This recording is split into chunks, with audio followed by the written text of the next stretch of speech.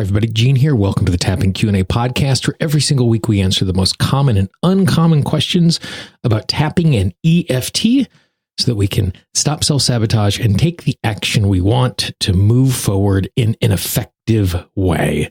Before we jump into today's show, I just want you to know that Tapping Q&A is now on Instagram. The Instagram handle is Tapping Q&A. So if you go to instagram.com/tappingqanda, you'll be able to find links to old episodes, inspirational quotes, all sorts of goodness. If you're over there, give it a follow, shoot me a comment, let me know you are involved. It's a great way for us to stay connected and to consistently be reminded to tap more regularly. This is Gene Montrose-Stelling. Welcome to the Tapping Q&A podcast, recorded live to tape from Williamsburg in Brooklyn. This is episode 386, originally aired September 11th, 2019. Hi, everyone. I hope this finds you well wherever you are and whatever time of day you're getting a chance to listen to this. Thanks for spending some time with me today. Today, we're going to talk about and do some tapping for well-meaning incompetence, which is one of my favorite topics as it's come up a lot with my clients recently. And I think it's a good thing for us to be able to make sure that we are really clear emotionally about so that we're able to navigate and take the action that we want. Before we do that, I just want to send a big shout out and thank you to all of the supporters of the Tapping Q&A podcast. Every single month, we take 10% of the support that people offer to the podcast, and we make microloans through Kiva. Kiva is a microloan organization that gives loans to small business owners all over the world to help them to move forward and improve. And the really cool thing is with Kiva is after the money is loaned out and it gets paid back, we get the opportunity to loan it out again and again and again. I was just looking at the stats on my Kiva site today, and for every dollar that has been put into my Kiva account, it has been loaned out 4 times, which is really pretty amazing. This month, we supported Ramatu's Female Farmers Group, and if you go to the Patreon page, you can see all of the details. It is a collective of 14 women farmers in Sierra Leone. The loan is going to be used to pay for improved seeds, organic inputs, and tractor rental, which will allow the farmers to move away from subsistence farming and actually to be able to grow enough so that they can sell stuff in the marketplace. So it's not just providing for their family, but also providing some income so they can lift their family up. If you'd like to be a supporter of the podcast as we continue to do these awesome loan efforts all over the world, as well as get access to bonus content, extra tap-alongs, and things like that, all you need to do is go to tappingqna.com/support, and you too can become a supporter. The reason that I wanted to spend some time today talking about and tapping on well-meaning incompetence is over the course of the last couple of months, this has really come up a lot with my clients as we keep touching on this issue over and over again. There is a performer by the name of David Reese, who I like a lot. And one of the things that David often says is, help is only help when it is offered in the meaning in which it was asked. I'm going to say that again. Help is only help when it is offered in the way that it is asked. And this is true with lots of things, that I know that I can be overeager in my desire to help people because I know I have expertise. I want to be helpful. I want other people's lives to be easy. But just because I want to be helpful doesn't mean that I actually am. And I'm sure many of you have been in circumstances in which people have come to be helpful, and the thing that they are offering isn't useful, and in some cases is even detrimental. I've even had friends recently who've gone through major medical issues, and everybody in their life wants them to be great. And so they keep offering them all of these alternative approaches and medicines and things that they can do. And oftentimes when someone is managing that sort of thing, all that information becomes a burden and it's not actually helpful. And it is okay for us when someone is offering us help to be able to let them know that we appreciate their intention, but what they're offering us isn't something that is useful. And that can be tricky because many times the people who are trying to be helpful can take that the wrong way. They can make it feel like we are being ungrateful because we are turning their help away, because they have shown up truly with the best intentions. And so what we're going to do today is we're just going to do a quick little bit of tapping to make it easier for us to be in a position to recognize when this is happening, to not feel so overwhelmed by it, and to be able to stand our ground and to speak up for ourselves. Because as we are dealing with a struggle, the last thing that we need is someone else in our life making it harder. And so even though it can be hard to speak up, it is good that we do exactly that. So to begin with, what I want you to do is just tap on the side of your hand, take a nice big deep breath. Keep tapping on the side of the hand, take a nice big deep breath. And just move from tapping point to tapping point, repeating after me. I give myself permission to recognize that sometimes when people help, they aren't actually helpful at all.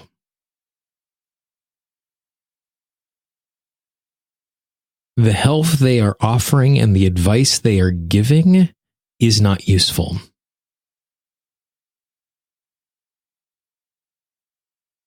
In some cases, it actually makes it harder for us because we have to deal with them.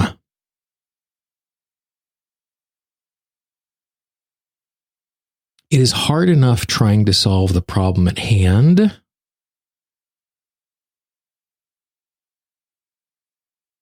It becomes worse when we have to deal with unuseful help.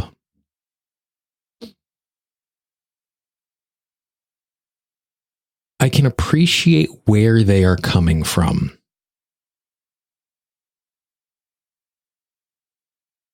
I can appreciate the fact that they want better.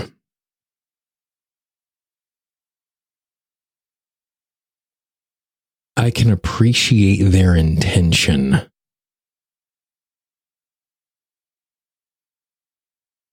But just because someone's intention is good, it does not mean that they are actually helpful.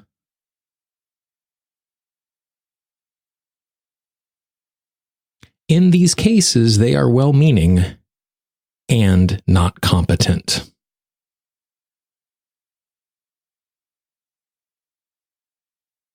And I am allowed to acknowledge that fact.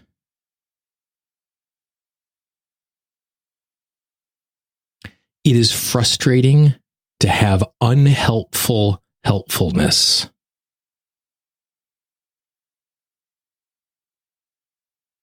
It is overwhelming to have unuseful advice forced upon us.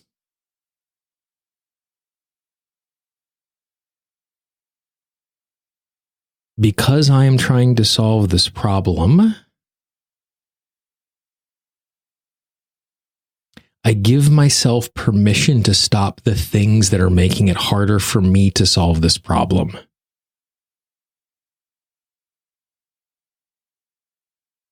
I'm even allowed to stop help that is not actually helpful.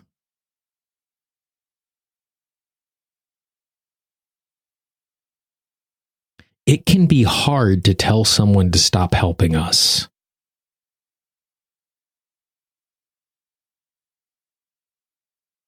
They can perceive us as being ungrateful.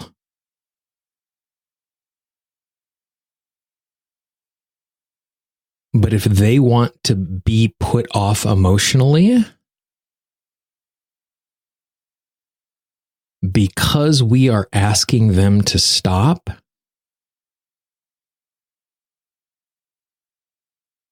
that is their choice.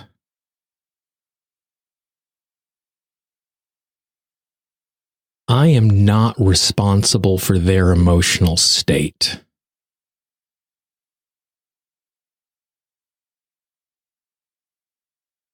I am not responsible to how they respond to me.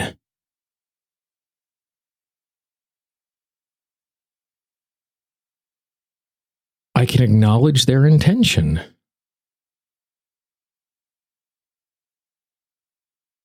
I can understand where they are coming from.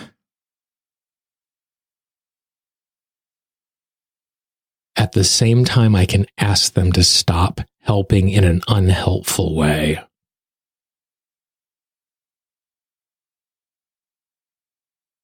Because I need to solve the problem at hand.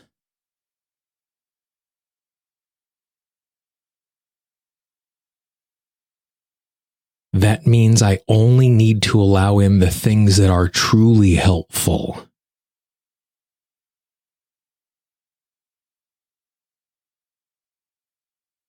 If I need help, I'm allowed to ask for help in the specific way that is truly helpful to me.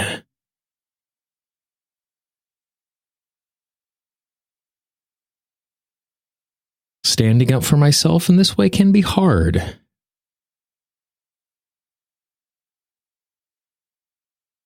But dealing with the problem that is in front of me is harder.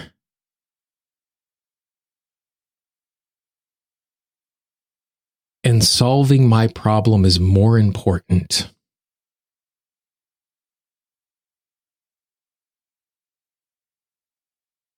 I'm allowed to ask for help. I'm allowed to turn unuseful help down.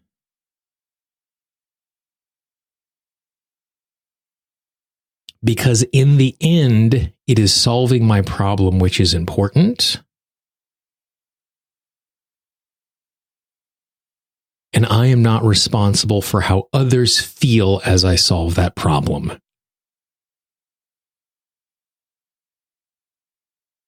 This is my problem. And since I'm responsible for it, I'm allowed to make the best choices for me to solve that problem. I can appreciate well-meaning incompetence.